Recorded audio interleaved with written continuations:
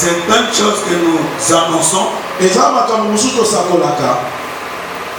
ne vient pas de nous-mêmes, mais ça vient de celui qui a voulu que nous nous tenions ici. Ça a été tiré de quelque part pour que ça soit porté jusqu'à votre niveau. Et tout ce que le Seigneur peut faire, tout ce qu'il peut dire, c'est pour ton bien. Une réunion, une rencontre du donner et du recevoir.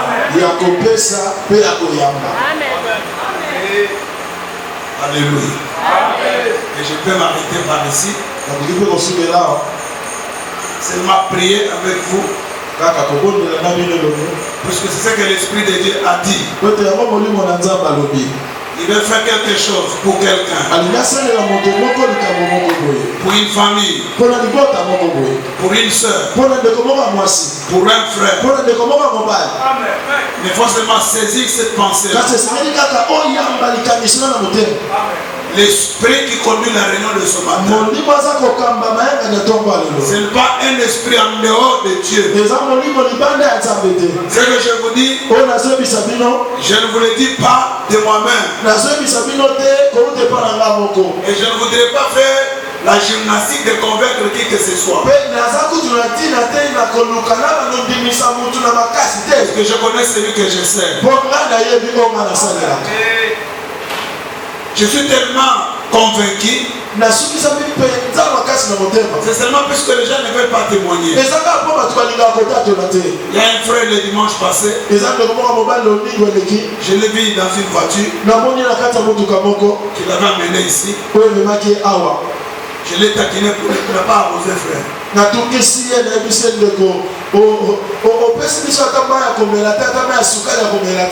Il me dit, papa, je suis dans l'obligation de le faire. Peut-être que vous ne savez pas dans quelles conditions et à quelle occasion j'ai eu cette voiture. Mais papa, peut-être que vous n'allez pas vous rappeler. C'était lors d'une prédication. Et vous avez dit, venez arracher une bénédiction. Il dit, je me suis précipité. J'ai donné ce que j'avais. Quand je suis rentré, tout est parti de là. Et j'ai eu cette voiture facile. C'était le dimanche passé. Une très belle voiture. Comment vous appelez? Yesterday. Mais dans un bon état. Je ne suis pas un matérialiste. Mais c'est le spirituel qui appelle le matérialiste. Vous comprenez, n'est-ce pas? C'est le spirituel qui conduit, qui gère le matériel. Et si vous croyez ce matin au rendez-vous du donner et du recevoir, le Seigneur est tellement merveilleux pour vous faire du bien, pour vous faire sursauter, essayer de surprendre quelqu'un. Le Seigneur aime bien le faire lorsqu'il y a des espoirs. Lorsque ça sent mauvais, lorsqu'on est sous menace, lorsque ça sent la crise, lorsque ça sent la stérilité, lorsque ça sent les dangers, lorsque ça sent la privation, lorsque ça sent l'isolement, c'est dans ces moments-là que le Saint s'élève et qu'il opère. Je disais le jeudi qu'on vous arrache tout, mais pas la foi. N'accepte jamais de perdre la foi.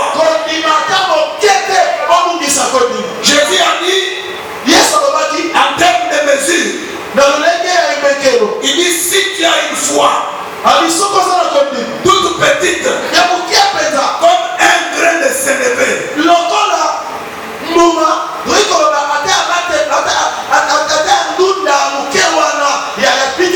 C'est que tu as la capacité de soulever des montagnes. Tu as la capacité de bouleverser des données. Et moi d'ajouter, celui qui a la foi, il a la capacité d'aller plus loin avec le Seigneur. D'aller plus loin avec le Seigneur. De traverser des déserts. D'escalader des obstacles. De traverser des mers et des lacs. Et de faire des exploits. Il aura la capacité de survivre à la catastrophe, au danger, alléluia, aux accidents, comme notre frère. Ça c'est le fruit de la foi. La confiance en Dieu. Il y a une invitation ce matin.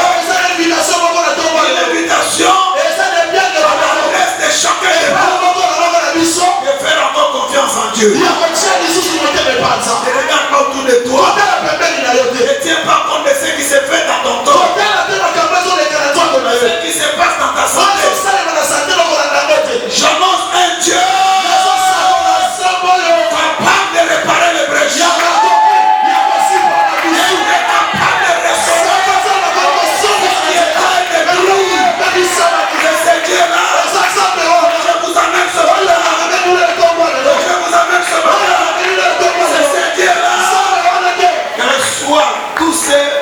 Tout ce que tu as toujours rêvé.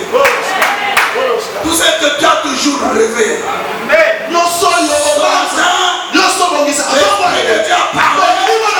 C'est le rendez-vous qui donnait et tu recevais. Puisque tu as donné, reçois. Reçois. Puisque tu as donné, reçois. Reçois. Ma pensée, ce n'était pas que vous puissiez amener quoi que ce soit. Mais si quelqu'un est soulevé, si quelqu'un est poussé, fais tout ce qui te passe par le cœur.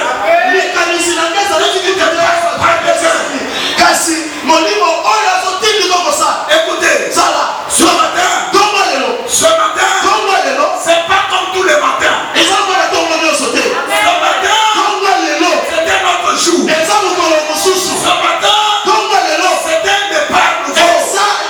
Ce matin, j'ai dit que ce matin, est-ce que tu peux dire ce matin? Est-ce que tu peux dire ce matin? C'est un jour nouveau. C'est un jour nouveau. C'est un jour nouveau. C'est un jour nouveau. Pour un départ nouveau. Pour un départ nouveau.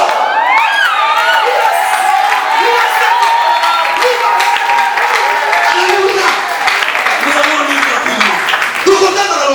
Nous allons lire rapidement. Nous sommes dans les lignes d'Ésaïe. Puisque tu as donné, reçois. L'esprit qui conduit la réunion de ce matin. L'esprit qui conduit la réunion de ce matin est en train de se répandre et de circuler dans la salle. Est en train de circuler et il va faire des choses. Il va faire des choses. Il va faire des choses. Alléluia. Il va faire des choses. L'onction qui accompagne ce ministère, c'est une véritable onction. Croyez en cela. Les gars que nous servons depuis notre jeune âge, il ne nous a jamais abandonné un seul instant. Et ce qu'il a dit, c'est ce que nous vivons. C'est ce que nous parlons. Que Dieu bénisse ce jeune homme. Dans l'introduction de la réunion de ce matin, il a dit nous sommes dans un culte de souvenirs. Il faudra que chacun de nous se rappelle de ce que Dieu a fait pour lui. Peut-être au début de sa foi, le chemin faisant. Chacun de nous ici a quelque chose que le Seigneur particulier. Et je voudrais que ça puisse te servir. Alléluia. Amen. Alléluia. Amen. Comme un escalier. Je voudrais que tu puisses monter. Que tu arrives à mon niveau. Parce que si tu n'es pas arrivé à mon niveau, c'est que nous sommes en train de dire. Et ce qui va se passer, ce sera des histoires. Il y a du vrai. Il y a du vrai. Dieu n'a jamais menti. Et si toi, moi, il n'a jamais menti. L'esprit qui m'anime ce matin, c'est l'esprit qui a parlé vers 3h du matin. Maintenant que je suis en train de pleurer, je recevais à moi le culte de ce matin. C'est les rendez-vous qui donnaient du respect. Les rendez-vous qui donnaient. Ésaïe 51. Nous lisons les 2 premiers versets. Reçois. Je sais que tu as toujours attendu. La Bible dit ceci. Écoutez-moi, vous qui poursuivez la justice, qui cherchez l'Éternel. Portez les regards sur les rochers d'où vous avez été taillés, sur les crêtes de la fosse d'où vous avez été tirés. Portez continuer à s'appuyer sur Dieu. Ils vont continuer à miser sur Dieu. Ils vont continuer à craindre Dieu. À pratiquer la justice. Alors ce sont des paroles qui invitent le reste là à porter le regard sur le rocher.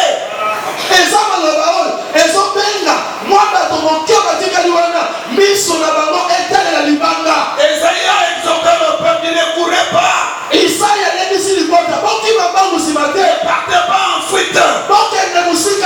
Puisqu'il y a un appui. Et cet appui c'est le rocher. Vous appuyez sur le rocher. Écoutez bien aimé. Je sais que les temps sont difficiles. Ça sent la crise. Ça sent la crise. Ça veut dire que ça sent la crise. La situation est intenable. Nous n'allons pas être confondus ou assimilés aux gens qui ne craignent pas Dieu, aux gens qui n'espèrent pas en Dieu. Je lance une invitation ce matin. Reste chacun de nous de compter encore avec Dieu. De miser sur Dieu. Si l'homme peut décevoir, mais Dieu n'a jamais déçu. Dieu n'a jamais déçu. Je ne connais aucune personne, que ça soit dans l'histoire de la Bible, que ça soit dans l'histoire contemporaine, mais misé sur Dieu, et qui est resté dans la déception. Je n'en connais point. Les rochers des âges. D'où nous venons. Là où nous avons été taillés. Comprenez que nous venons de Dieu. Nous sommes l'émanation de Dieu. Pierre avait compris ces choses. Il appelle les chrétiens. Ce sont des pierres vivantes.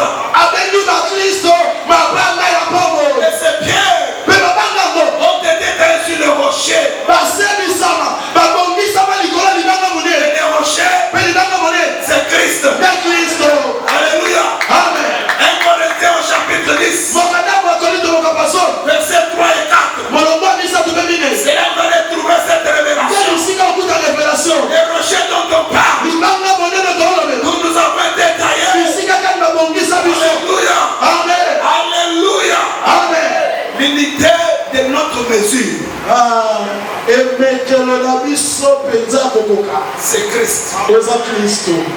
C'est lui qui est notre modèle. Et j'ai parlé le jeudi. Quand l'auteur de l'épître aux Hébreux parle, s'adresse aux Juifs qui étaient devenus chrétiens.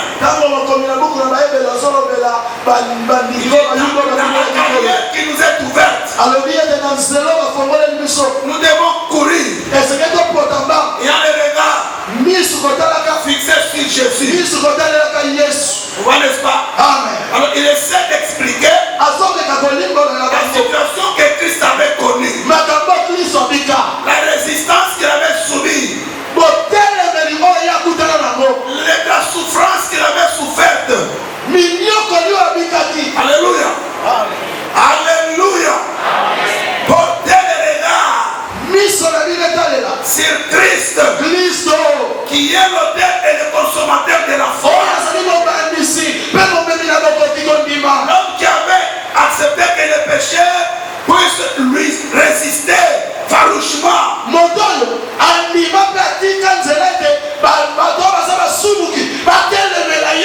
Qui avait accepté de souffrir la croix. Et tout cela à cause de la joie qui lui était réservée. Je voudrais dire à quelqu'un, il y a quelque chose que Dieu t'a réservé. Alléluia. Mais tu ne vas pas y accéder avec toutes les facilités du monde. Tu rencontreras des obstacles. Tu rencontreras des problèmes. C'est pourquoi il y a cette invitation. Placez toute la confiance. Que je parlais le jeudi de la confiance totale. La totale confiance. La totale confiance. Doit être placée en Jésus. Doit être placée en Jésus. J'aimerais dire à quelqu'un ce matin. Pendant que tu te sens seul, je te dis que tu n'es pas seul. Je te dis que tu n'es pas seul. Il y a les gens ce matin. Ils sont venus malgré eux.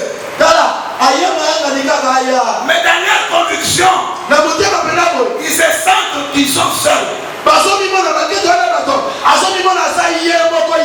Il se sent qu'il est seul. Et pendant qu'il se dit qu'il est seul, il cherche les solutions de sa propre façon. Il est en train de se battre. Prier c'est bien. Jeûner c'est bien. Je ne suis pas opposé à toutes ces choses-là. Mais je voudrais souligner une chose. Tu n'es pas seul. Et quand tu n'es pas seul, je te présente Dieu. Je te présente le Seigneur. Le compagnon fidèle. Quand vous lisez 1 Corinthiens chapitre 10, au verset 3, la Bible dit ils ont tous fui au rocher. Et la Bible spécifie au rocher spirituel. Et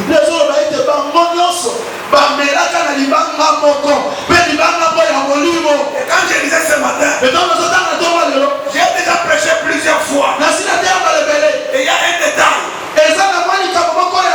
J'ai toujours lu. La Bible dit, dans ce verset-là, ces rochers-là, les suivez. Alléluia. Amen.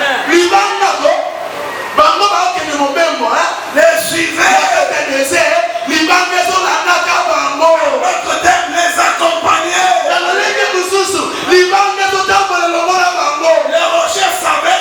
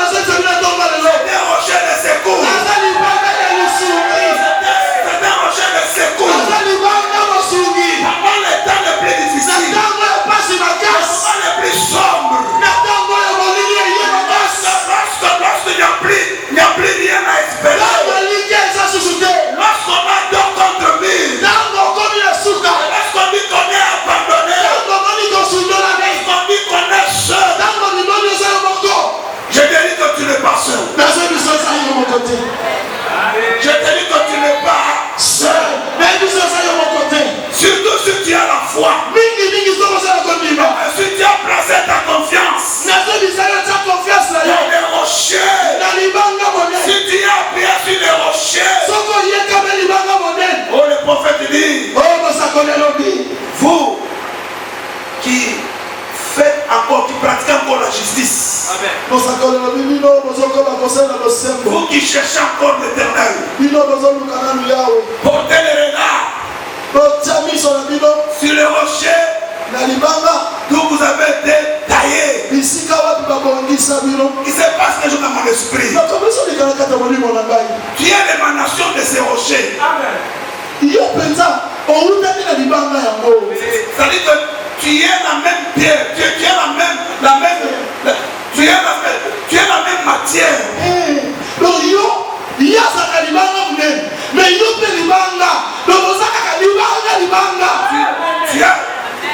Tu es de la même espèce, de la même nature. C'est-à-dire qu'on t'a extrait, on t'a tiré de là. Alléluia. Amen. Alléluia. Amen. Et il dit, vous devez chacun, en ce qui les concerne, regardez le creux. Là où vous avez été pris.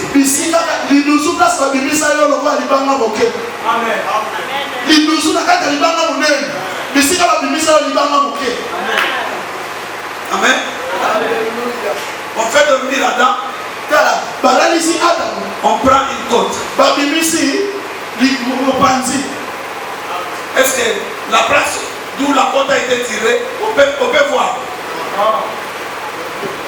Est-ce que sont allés dans mission de moto? Mais si quand on dit ça qui beaucoup à mon bandit on a comment non? Là nous sommes dans le spirituel. C'est que lorsque tu es sorti de Dieu, tu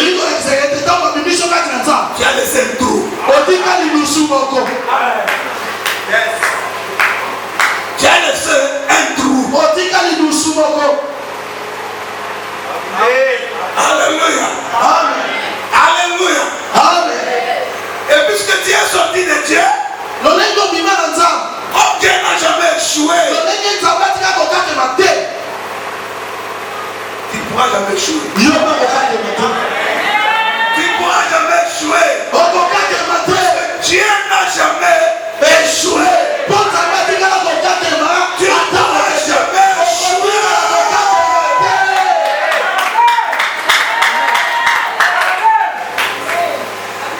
Tu ne pourras jamais échouer. Tu ne pourras jamais échouer. Amen. Tu ne pourras jamais échouer. Et par la foi, Jésus a dit ce qu'il a fait. Puisque tu as la foi, tu feras les mêmes choses. Tu pourras en faire plus.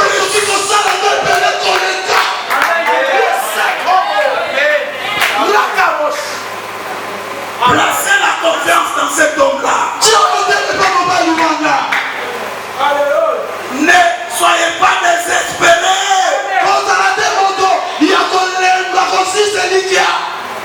Il ne faut pas faire cas à ce qui se passe dans ta santé ce matin.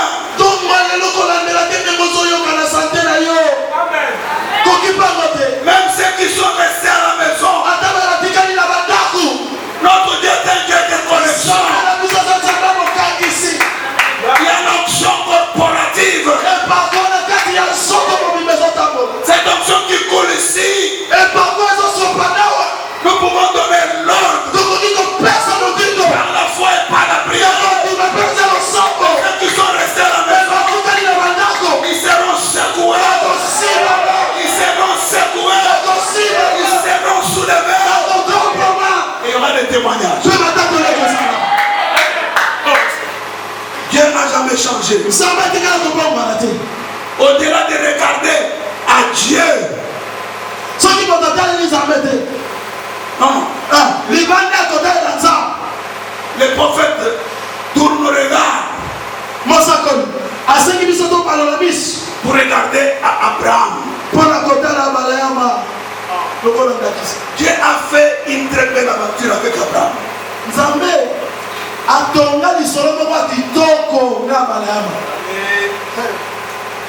J'ai aimé ça.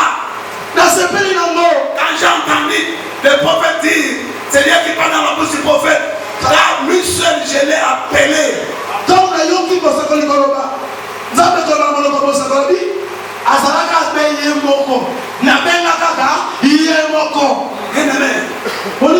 On ne peut pas se jouer de l'appel de Dieu.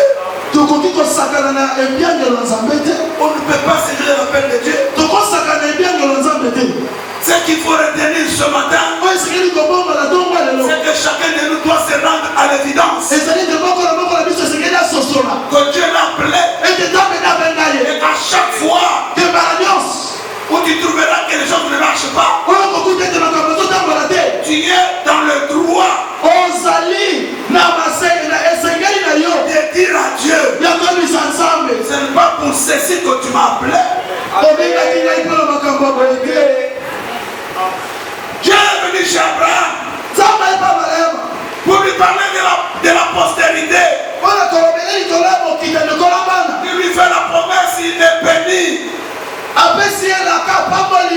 Abraham le regarde et dit, mais ce que tu dis et ce que je dis, il n'y a pas de commune mesure. L'héritier de ma maison, c'est Éléazar. Eliezer de Damas. Mais celui-là n'est pas le fruit de mes entrailles. Il dit c'est pas lui. Sarah donnera naissance à un fils. Abraham dit, mais je m'en vais déjà mourir. Et Dieu dit à Abraham, regarde vers le ciel. Qu'est-ce que tu vois? Il dit, je vois les étoiles. Il dit, compte-moi les étoiles, donne-moi leur nombre. Il dit, personne n'a jamais compté le nombre des étoiles.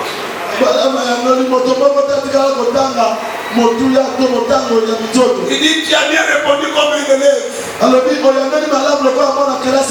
Mais sache-le, je t'ai parlé de la postérité, mais je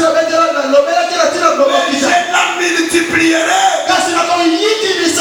comme les étoiles du ciel.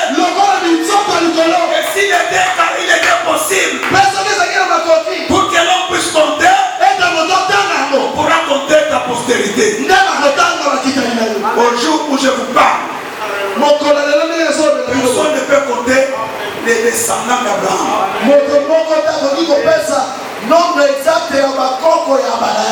Alléluia. Amen. Quelqu'un qui vivait là-bas en Palestine. Il est sorti du pays de... Comment on appelle encore? Il est sorti de l'Irak.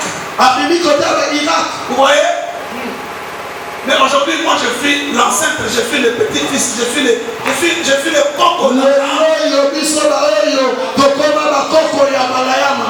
Les promesses qui lui ont été faites sont aussi les miennes. Si je peux parler aujourd'hui, si je peux aussi bosser les dents, si je peux appeler Dieu mon Père, c'est à cause d'Abraham. Et à cause d'Abraham, dans le sens où Dieu a accompli tout ce qu'il lui avait promis. Il dit, portez les regards sur Abraham, votre père. Portez les regards sur Sarah, celle qui vous a enfanté. Abraham, je l'ai appelé lui seul. Je l'ai béni et je l'ai multiplié. Écoutez bien mes mains. Dieu a ses capacités. L'aventure qu'il a commencé avec toi jusqu'à l'ultime satisfaction.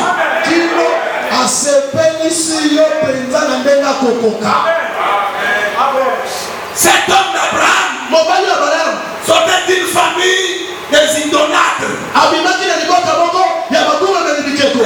des occultistes qui ne connaissaient pas le Dieu du ciel.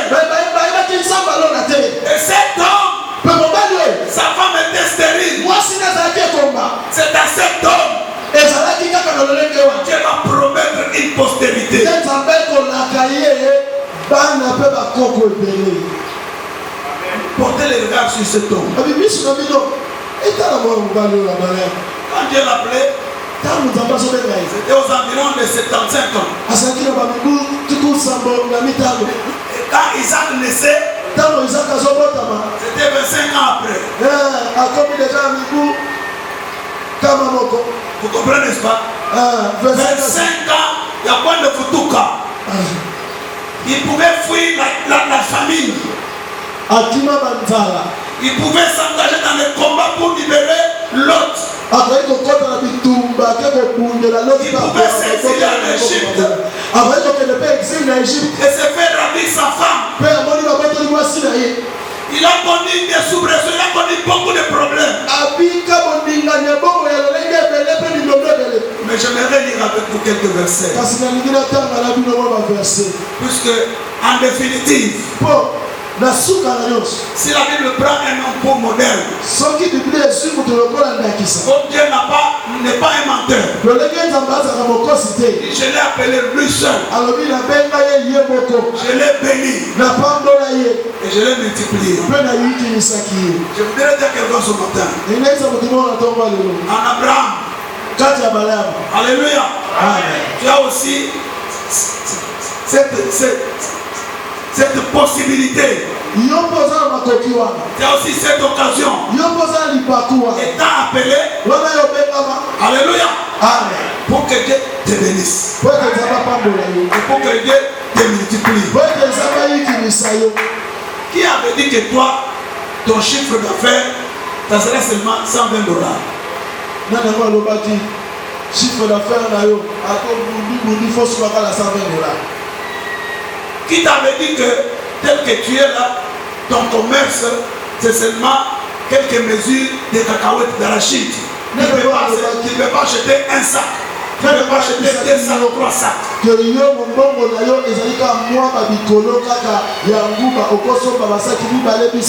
Dieu a multiplié Abraham, ce Dieu-là n'a pas changé. Alléluia. Amen. Il est capable de le faire. Pour prouver que celui qui t'a appelé, amen. Et il est le même qui avait appelé Abraham. La Bible parle de ceux qui ont la foi et qui ont marché sur les traces d'Abraham. Ils sont appelés enfants d'Abraham. Et puisqu'ils sont appelés enfants d'Abraham, ils sont héritiers de la même promesse.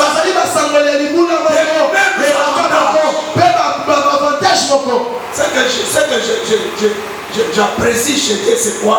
C'est que Dieu vient souvent sur scène. Lorsque nous comprenons que nous sommes au bout, que nous ne sommes plus capables. Donc c'est maintenant que Dieu doit s'élever. Vous savez, Dieu est entré enceinte. Il y a Sarah qui dit à Abraham, dit, je trouve qu'on a fait toutes les tentatives. L'enfant n'est toujours pas. Alors,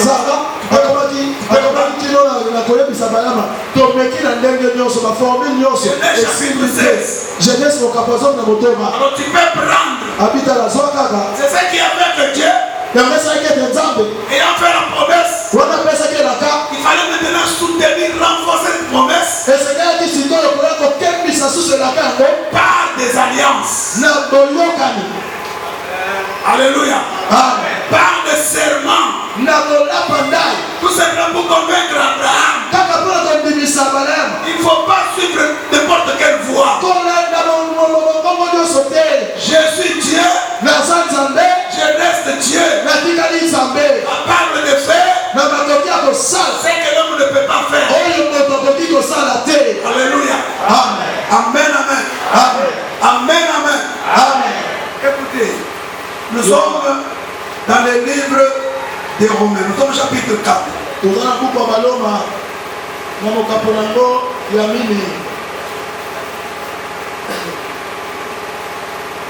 La Bible dit ceci. On parle de la justification. Mais c'est tellement riche et tellement profond. Nous irons, on peut lire pratiquement 12 chapitres.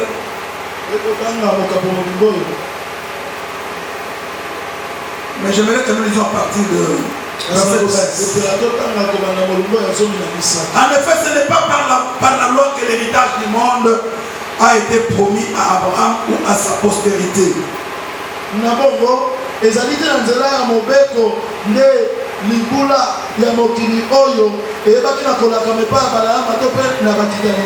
C'est par la justice de la foi. Je l'ai béni et multiplié. Dieu n'est pas incapable. Sans la crise, la situation est intenable. Nous n'allons pas être confondus ainsi. Réviser sur Dieu. Si l'homme peut décevoir, mais Dieu n'a jamais déçu. Contemporain, misé sur Dieu, et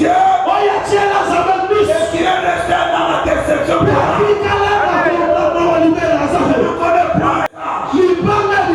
D'où nous venons, là où nous avons détaillé, comprenez que nous venons de Dieu.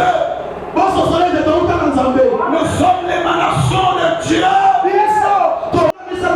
C'est là qu'on a trouvé cette révélation. Les rochers dont on parle, d'où nous avons détaillé. Alléluia. Alléluia. C'est qui est notre modèle. J'ai parlé le jeudi. Quand l'auteur de l'Épître aux Hébreux parle, s'adresse aux Juifs qui étaient devenus chrétiens.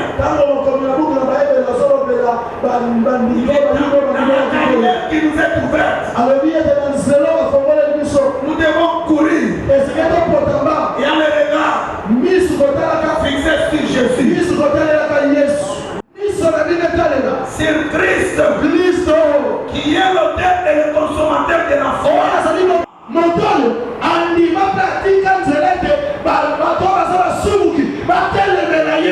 Qui avait accepté. Je voudrais dire à quelqu'un, il y a quelque chose que Dieu t'a réservé.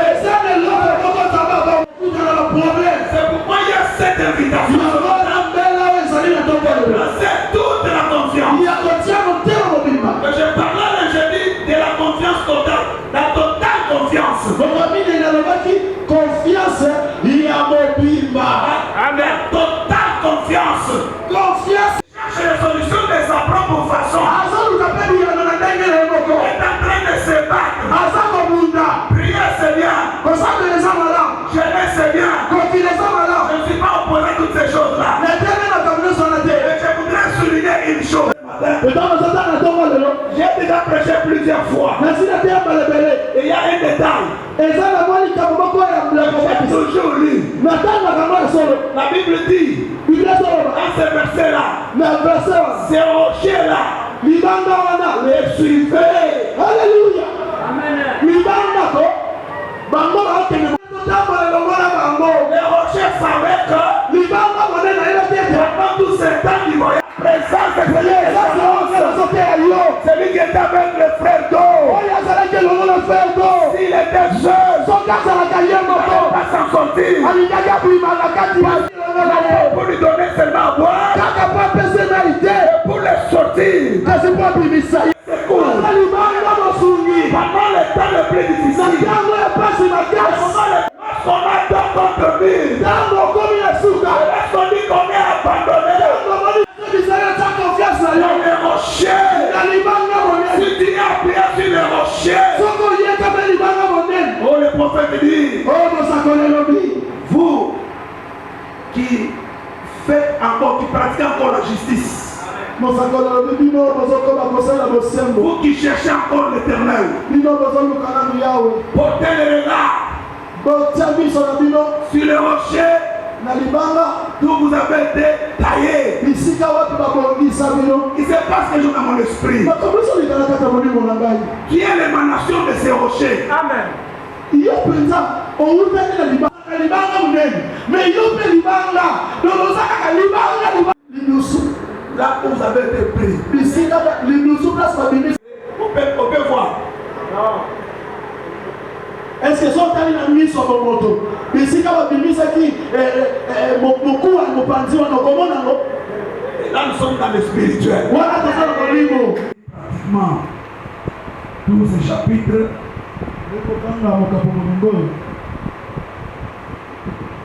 Mais j'aimerais que nous soyons partis de verset 13. En effet, ce n'est pas par la loi que l'héritage du monde sinon la foi d'Abraham. Ils font partie de ces nations-là. Donc Abraham a été établi père. Qui a dit Amen? Alléluia. Et qui appelle les choses qui ne sont point comme si elles étaient.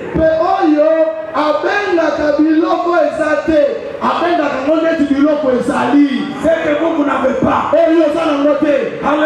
Amen. À cause de la foi d'Abraham. Alléluia. Dieu appellera cela.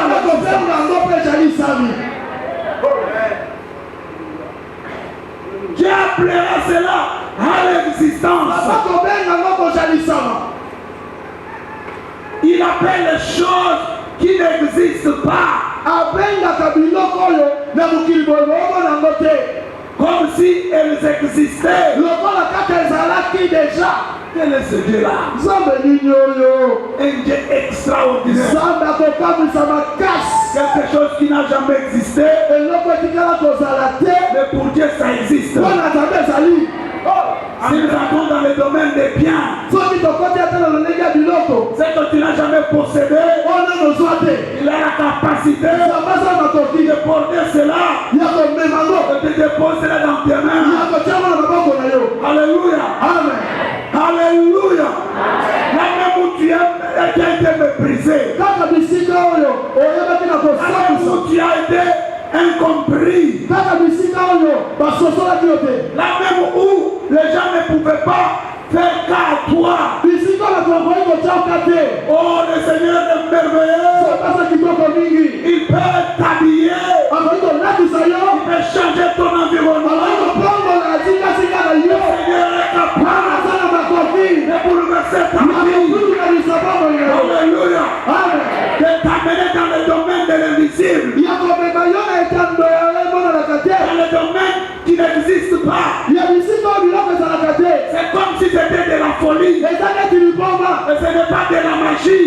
C'est au-delà de la magie. Écoutez bien aimé.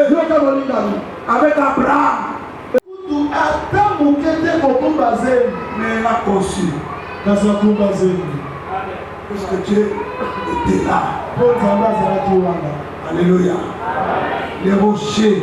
Écoutez bien aimé. Écoutez ce que j'aime, c'est Dieu. On ne peut pas te classer parmi les chrétiens.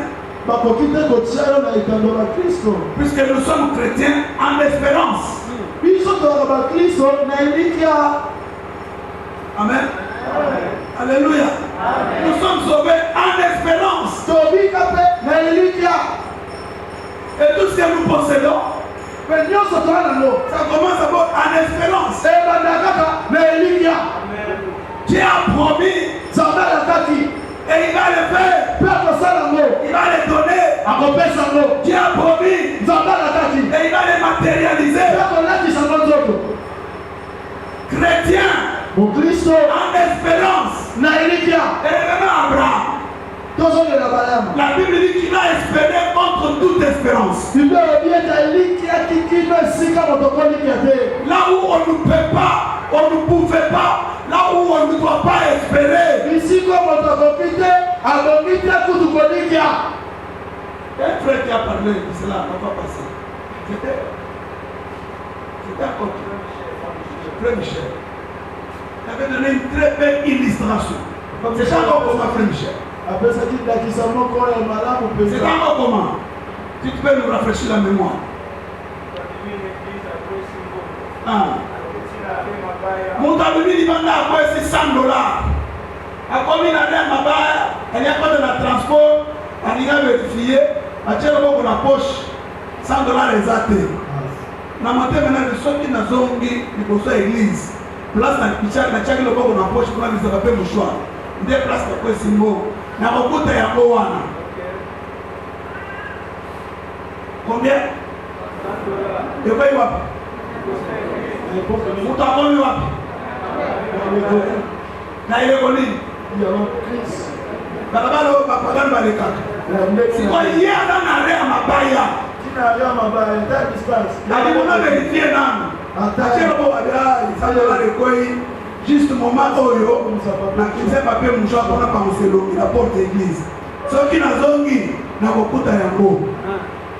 Donc pour les communs de mortels, dans les société, c'est impossible.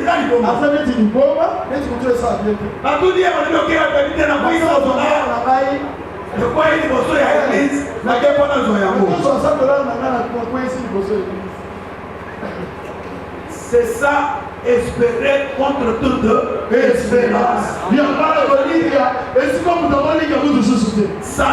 Sarah était déjà avancé en âge. Et son corps était déjà pratiquement, avait déjà entamé le processus de lisage.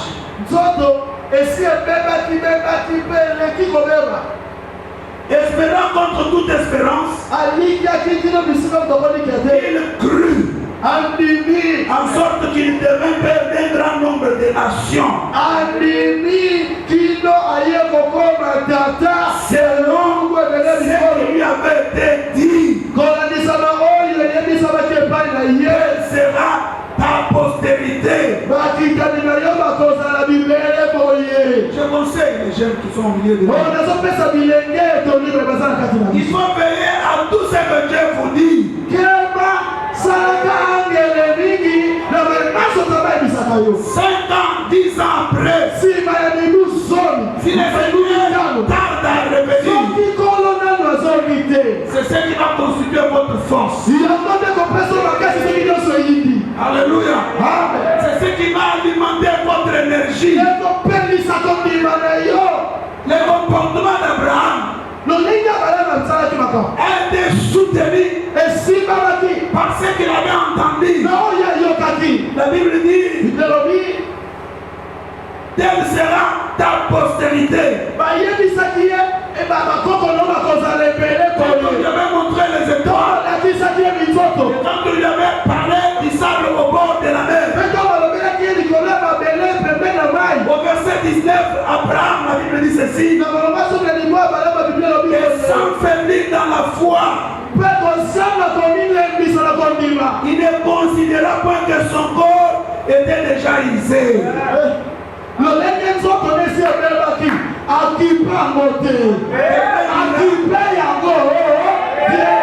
Quelqu'un dira, comment on peut dire qu'il n'avait pas perdu dans la foi?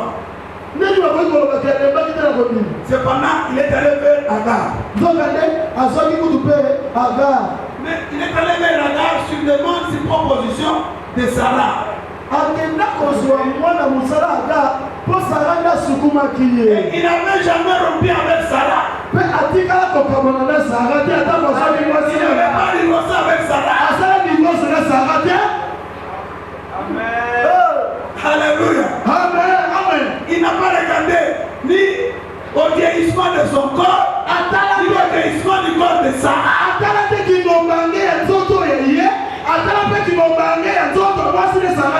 Sarah a eu juste l'occasion de dire à Dieu,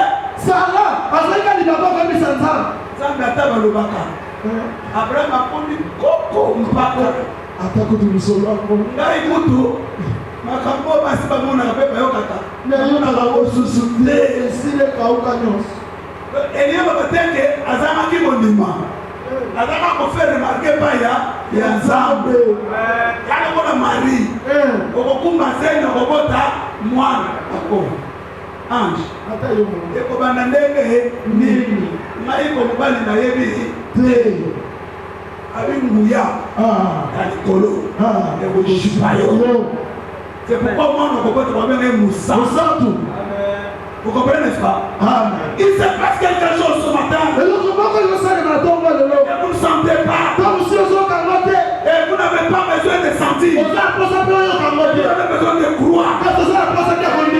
Je dis à quelqu'un que tu n'as pas besoin de sentir. Si tu sens quelque chose, c'est ta dispensation. C'est ta grâce. Celui qui ne sent rien, je devine seulement à croire, à recevoir. Et ce matin, je fais rendez-vous d'une donnée et de recevoir. Je parle ma bouche dans la parole. Je parle ma bouche dans la semence. Je parle ma bouche. Libère l'énergie. Libère l'onction. Libère la puissance. Et toi de ton côté, tu donnes la foi. Et tu donnes la foi. L'explosion. C'est le miracle. C'est le miracle. Ce qui n'existait pas va exister.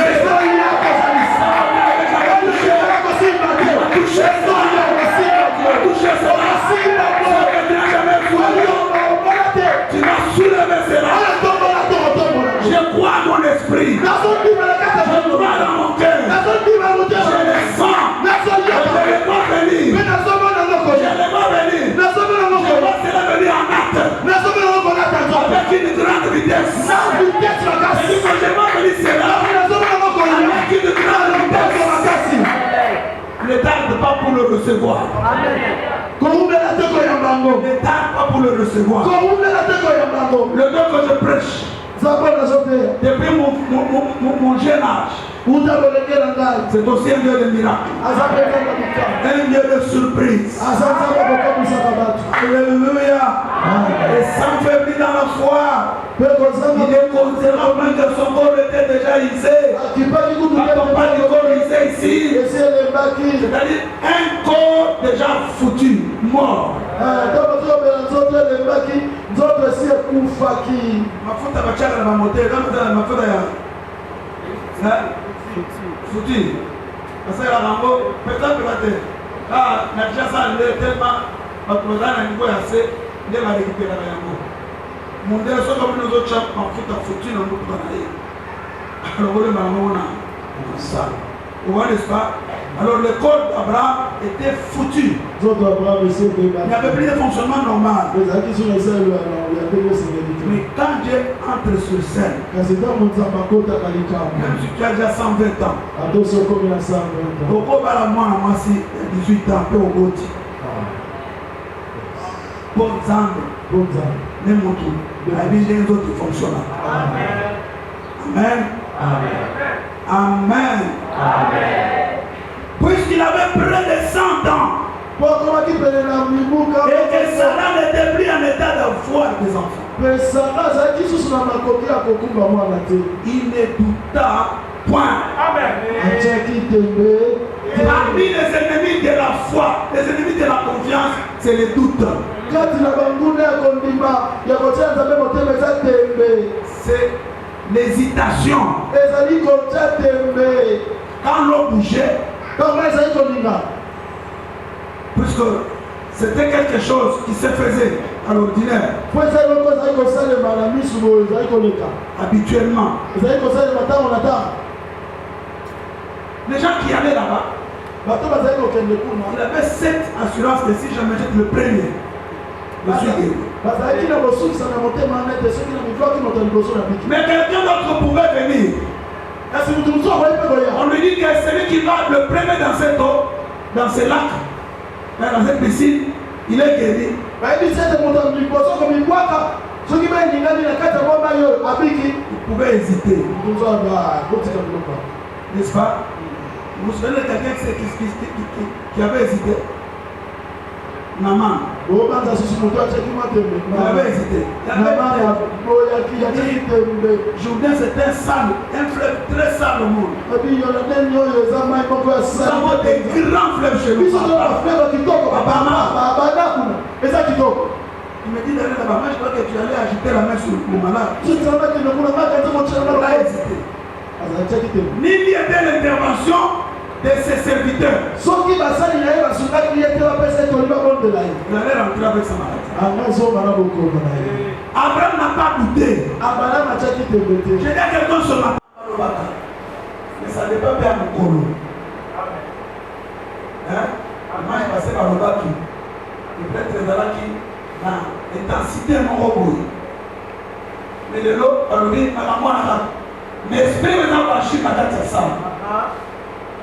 C'est pas problème, il y a un va libérer l'esprit. Où est-ce qu'on peut dans le bas? Évangile est là, Bobo, va dire là, Bobo va dire là. Et c'est là qu'on est côté, puisque vous ne continuez pas dans la côté. Alors maintenant, vous êtes là, et pour ça, Moussala, ceux qui écoutent pas la vie, la totale confiance. Incroyable. Il ne faut pas douter. C'est bien le miracle. Amen. Amen. Amen. Alléluia. Amen. Quand j'appelais le maçonnage ces jours-là, il y a tout à qui.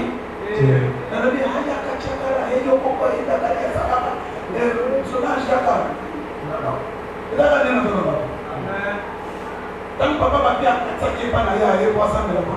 est-ce qu'il y a tout le monde attaqué ça?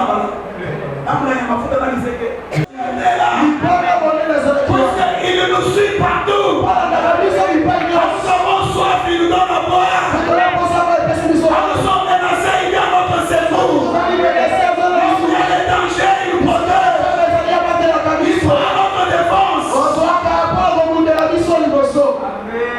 Alléluia. Tu ne connaîtras plus les sommets agités.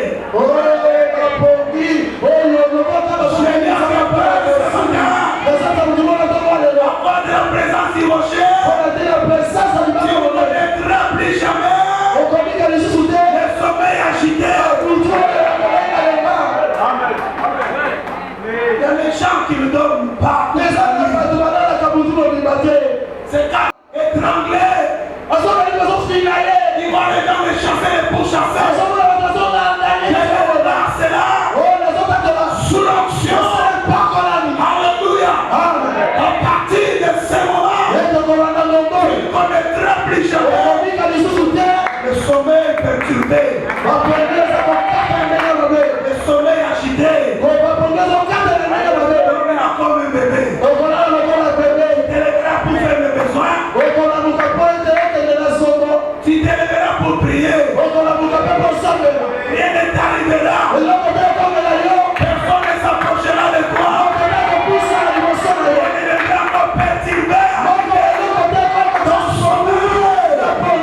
Je le déclare en tant qu'un homme établi, transportant l'onction, porteur de l'évangile, croyez en cela.